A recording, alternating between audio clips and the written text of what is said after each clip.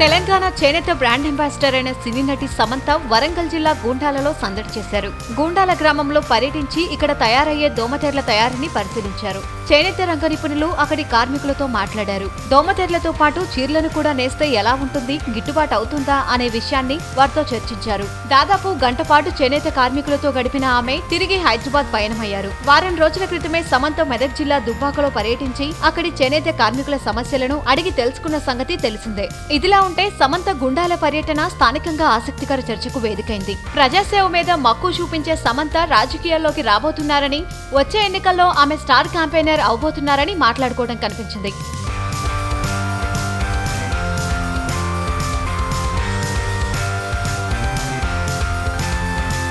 వీలైతే లైక్, కుదిరితే కామెంట్ పెట్టండి. ఇలాంటి ఇంట్రెస్టింగ్ బ్రేకింగ్ బిగ్ న్యూస్ మాకు తెలిసిన వెంటనే మీకు తెలియజేస్తాం. దీనికి మీరు చేయవలసిందల్లా ఇక్కడ కనిపిస్తున్న సబ్స్క్రైబ్ బటన్ ని నొక్కి సబ్స్క్రైబ్ అవ్వండి.